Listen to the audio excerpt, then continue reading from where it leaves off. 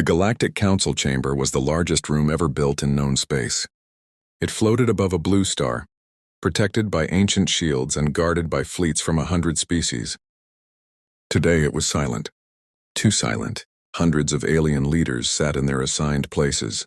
Some had wings folded tight. Some gripped the arms of their seats with claws or tentacles. Others simply stared at the massive hologram in the center of the chamber. The hologram showed a star map. At first, nothing seemed strange. Then small lights began to appear. One system, then another, then dozens more. A low sound of confusion spread across the room. The lights were human systems. The chief intelligence analyst stepped forward. He was old, his scales dull with age. His voice shook, not from weakness, but from fear. These signals were detected over the last standard cycle, he said. They match confirmed human military signatures. A council member laughed nervously. Humans, the alien said. They are loud, aggressive, and emotional, but they are not powerful. The analyst swallowed. Please, he said softly, allow the data to finish. The hologram changed. Numbers appeared beside each human system. 10,000. Whispers filled the chamber. 50,000. Several council members leaned forward. 100,000. The room grew tense. Some leaders activated personal shields without realizing it. Then the numbers stopped changing. The final count appeared in burning red symbols. 500,000. For a long moment, no one spoke. A council elder slammed his fist onto the table, cracking the surface. This is a mistake, he growled. No species is allowed to field a fleet of that size, especially not humans. The analyst shook his head slowly. These are not projections, he said. They are confirmed sightings, construction logs, heat signatures, deep space scans. Another council member stood up, her voice sharp with anger. 500,000 ships, she demanded. That would take centuries. They started centuries ago, the analyst replied. The hologram zoomed in. Massive ships filled the display. Dark metal, thick armor, endless weapon arrays. Each vessel dwarfed even the largest council battleships. A quiet voice spoke from the shadows. Those are not cruisers. The analyst nodded. They are dreadnoughts. The word echoed through the chamber like a death sentence. Dreadnoughts were not normal warships. Each one could shatter moons. Each one could burn worlds. And humanity had 500,000 of them. Panic spread openly now. How did we not see this? When did they build them? Why were we not informed? The questions overlapped, growing louder. The council chair activated the silence field. Instant quiet returned. He looked tired, very tired. Where are these fleets positioned? He asked. The analyst hesitated. They are not on the borders, he said. They are not aimed at any empire. The hologram shifted again. The dreadnoughts appeared, inside human space. Formations, perfect lines, hidden shipyards, deep space storage zones. They are parked, the analyst said. Powered down. Crews in rotation. Waiting. For what? Someone whispered. No one answered. The council chair leaned back slowly. Have the humans declared war? He asked. No, the analyst said. Have they threatened anyone? No. Then why does this feel like a weapon pointed at all of us? Because everyone in the chamber knew the truth. Power that large did not need threats. A junior council member finally spoke, his voice shaking. What if they are afraid of us? The room went still. The idea was unthinkable. Humans afraid? The analyst brought up the final report. Ancient ruins, dead civilizations, records of galactic wars long forgotten. Humans studied the past, he said, and they believed the galaxy would turn on them one day. The council chair closed his eyes. Call an emergency session, he ordered. Seal this information, no leaks. As the chamber lights dimmed, one final thought passed through every mind present. Humanity had not built these ships to rule the galaxy. They had built them because they believed no one else could be trusted. And now the Galactic Council understood something terrifying. If humans ever decided to move those dreadnoughts, the galaxy would not be able to stop them. The Galactic Council did not sleep after that meeting. Across dozens of worlds, emergency lights burned through the long cycle. Data vaults were opened. Old records were pulled from forgotten archives. Silent spy networks were activated, all pointing toward one question. Why did humans build 500,000 dreadnoughts? At first, the answers made no sense. Human history was chaotic. Wars, divisions, borders that changed again and again. They fought among themselves more than with others. No single empire ruled them. How could such a divided species create something so massive? One council historian asked. The answer came slowly. Humans did not unite under fear of an enemy. They united under fear of the universe. Long before first contact, humans explored beyond their home system. What they found was not peace. It was silence, broken worlds, burned atmospheres, dead planets drifting without stars. Ancient ruins told stories without words. Civilizations older than memory had existed once, and then they were gone. Human scientists argued at first. Some said it was natural collapse, others believed it was war. But one truth could not be denied. Something had erased them. Human leaders took that discovery seriously. They asked a simple question. If this happened to them, why not us? So humans planned. Not loudly, not proudly, but carefully. They hid their shipyards deep inside asteroid belts. They built factories inside hollow moons. Entire planets were turned into production worlds, their true purpose hidden behind civilian traffic and trade signals. Every human colony was given a choice. Contribute resources, contribute labor, contribute time. Most agreed. Not because they wanted war, but because they remembered their past. Humans remembered how fragile peace was. When pirates attacked early colonies, help did not come. When smaller alien empires tested weapons near human space, the galaxy looked away. When humans asked for protection treaties, they were delayed, ignored, forgotten. So humanity learned another lesson. No one would save them. The Dreadnought program had no single name, no grand announcement. It was spread across thousands of budgets and civilian projects, one ship at a time, 100 at a time, 1,000. Every generation believed they were only strengthening defense. They never imagined how large it would grow, until it was too late to stop. The Galactic Council spies finally uncovered a human document marked Foundational Doctrine.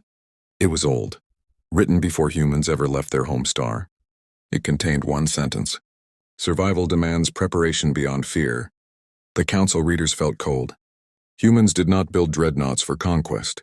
They built them because they believed the galaxy was lying. Lying about peace, lying about safety, lying about unity. Another report arrived. The dreadnought fleet was not centralized. There was no single command node. No throne world. Each fleet group could act alone. Each captain was trained to fight without orders. Even if half the fleet was destroyed, the rest would continue. This terrified the Council more than the number itself. You could threaten an empire. You could break a ruler, but you could not intimidate a species that planned for collapse. One Council strategist said it quietly during a closed meeting. These ships were not built to win wars. They were built to make wars impossible. As more data surfaced, another truth became clear. Humans never showed the fleet because they hoped they would never need it. The dreadnought stayed powered down. Crews rotated quietly. Generations served without ever firing a shot. Entire human cultures grew around patience and restraint. Strength without display, power without noise. The Council realized something painful. They had mistaken silence for weakness. By the time the galaxy noticed, humanity was already prepared for every outcome. A final intelligence report ended with a warning. If threatened, humans will not strike first. But if cornered, the sentence stopped there. Unfinished. The Galactic Council did not need the rest. Because now they understood. 500,000 dreadnoughts were not a threat. They were a message. Do not make us choose. And for the first time since the Council was formed, its members wondered if the greatest danger to the galaxy was not human power, but human patience finally running out. The Galactic Council did not like fear. They ruled through laws, rules, and balance. Every species had limits. Fleet sizes were counted. Weapons were controlled. Power was shared, at least on paper. Humanity broke that balance, and the Council could not allow that. An emergency vote was called. This time, the session was not secret. Messages were sent across the galaxy. Allies were warned. Neutral worlds were informed. The Council would confront humanity openly. A human delegation arrived 3 cycles later. Their ships were small, simple, no weapons visible. This confused many Council members. If they have so much power, one leader whispered, why arrive like this? The answer became clear when the human ambassador entered the chamber.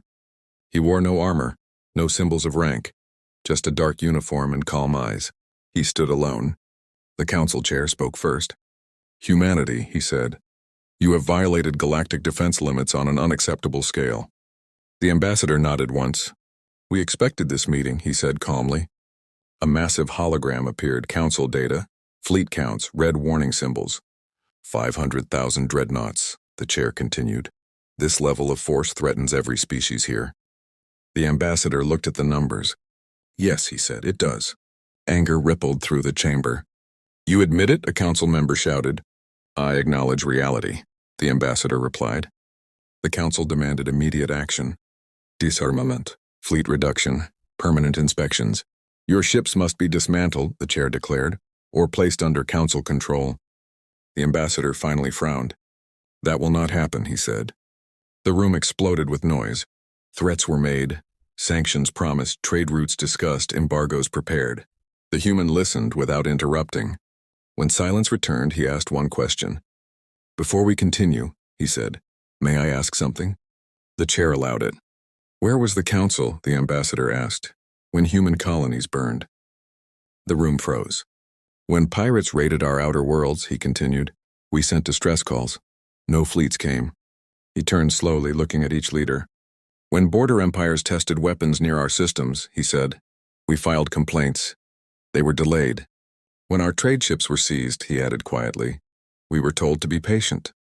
No one spoke. "We learned something," the ambassador said. "Patience without power is surrender." A council elder tried to interrupt. "You are accusing us—" "I am explaining," the human replied calmly. He raised a small device. A new hologram appeared.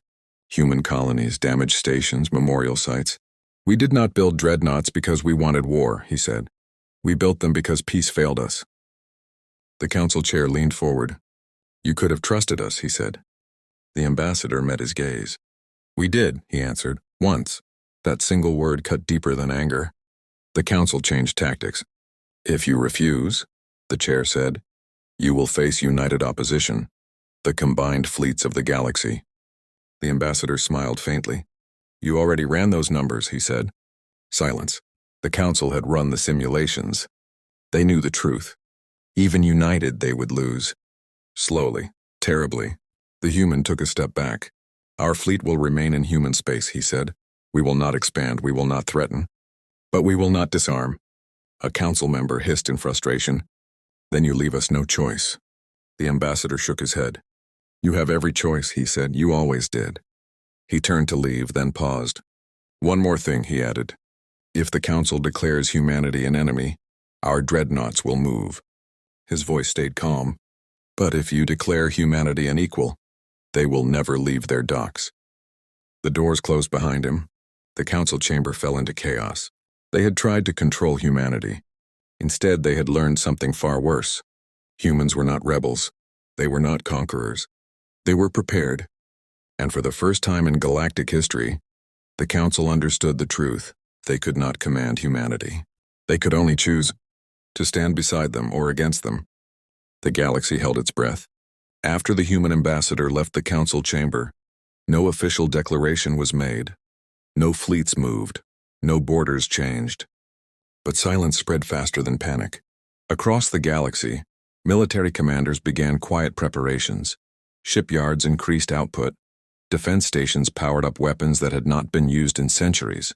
Everyone feared the same thing. If even one mistake was made, the war would not stop. The Galactic Council met again behind sealed walls. This time voices were low. Angry speeches were gone. Only fear remained. "We cannot fight them," one council admiral admitted. "Not directly." Another leader disagreed.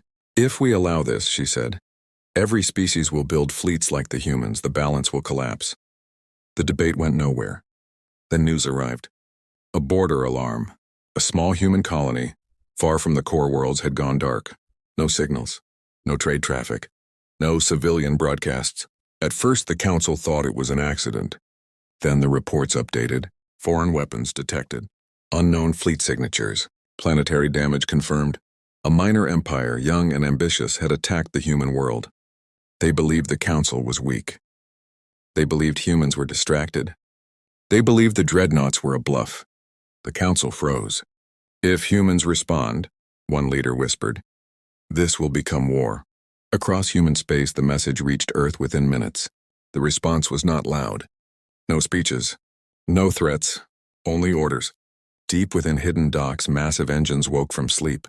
Light spread across hulls that had not moved in generations. Dreadnought groups activated. Not all of them. Just enough. 10,000 ships changed status from standby to active. Across the galaxy, sensors screamed. Stars vanished behind shadows of metal. Space bent under gravity fields too large to ignore. The minor empire realized its mistake too late. Their fleet waited above the damaged human colony, preparing a second strike. Then space tore open. Human dreadnoughts arrived without warning. They did not surround the enemy. They did not speak. They simply existed. Each dreadnought was larger than the enemy's entire fleet combined. Weapon ports glowed but did not fire. The enemy commander panicked. "Hail them," he shouted. "Demand surrender." The human reply came instantly. "This system is under human protection." No anger. No threat. Just fact. The enemy fired first. One shot. It struck a human dreadnought's shield and vanished. The response was precise. One human weapon fired. Only one. The enemy flagship ceased to exist. Not destroyed. Erased. The remaining ships powered down immediately. Human forces did not pursue. They did not finish them. Instead, a message was sent across all known channels. This engagement is complete. We will not advance. We will not retaliate further. Then the dreadnoughts held position, watching. The Galactic Council watched the battle recordings in silence. No planets cracked. No civilians died. No systems burned. Humanity had proven something terrifying. They could end wars without starting them. The minor empire surrendered within hours.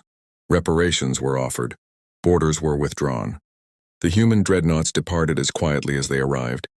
They returned to human space, powered down, waiting once more.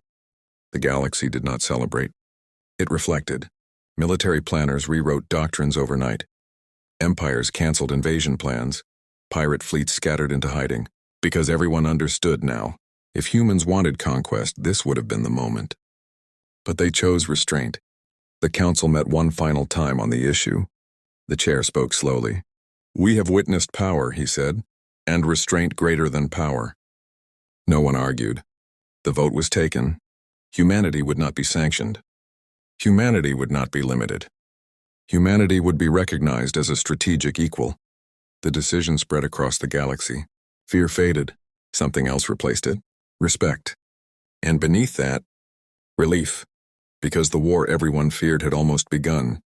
And the only reason it didn't was because humans decided the galaxy was worth protecting.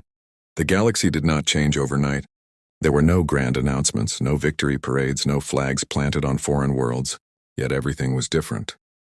After the border incident, trade lanes grew quiet. Pirate signals vanished from deep space. Long-planned wars were delayed, then canceled. Not because treaties were signed, because humans were watching. The Galactic Council issued a formal declaration. Humanity was now recognized as a full strategic power, equal to the oldest empires. Many council members felt uneasy saying the words. Equal did not feel accurate. Human diplomats returned, not with demands but with proposals. Safe trade routes, shared navigation data, emergency response coordination. Some worlds accepted quickly, others hesitated. They had seen the dreadnoughts, they did not trust silence. Human patrol groups began appearing along unstable borders. Never inside foreign space, never crossing lines without permission. They did not interfere. They observed. When pirate fleets gathered, human ships arrived first. They did not attack unless attacked. Often just their presence was enough.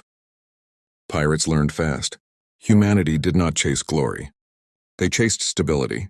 Smaller species felt the change first. For the first time, distress calls were answered.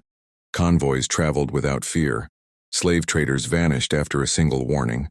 No one knew how humans knew where to look. They only knew humans always arrived on time. The Galactic Council watched carefully. One member spoke during a private session. "We gave them power," he said. "Now they act like guardians."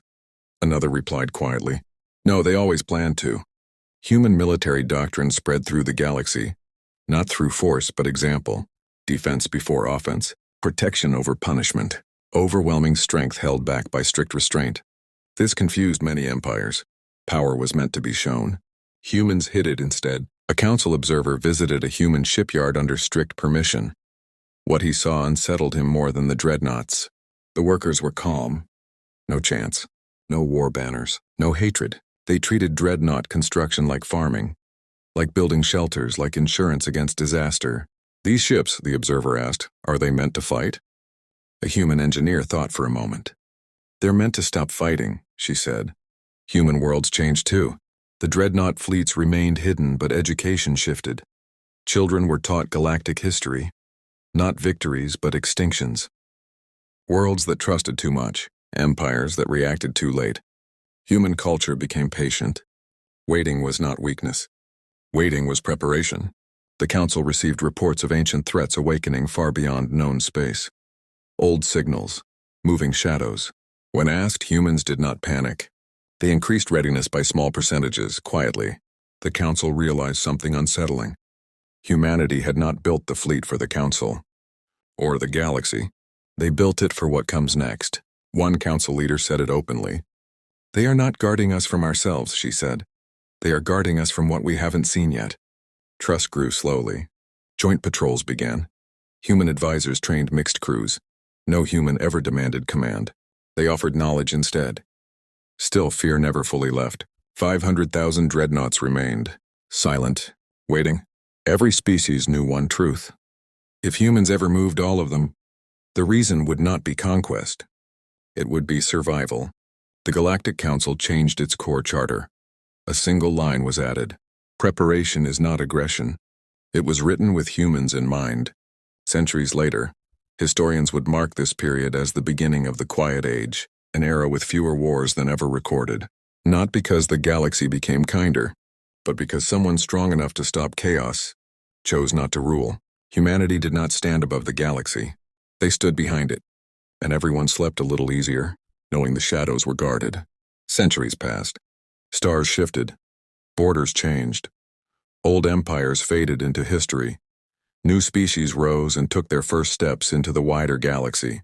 But one thing never changed. The human dreadnoughts were still there. They did not patrol loudly. They did not demand tribute. Many young civilizations never saw them at all.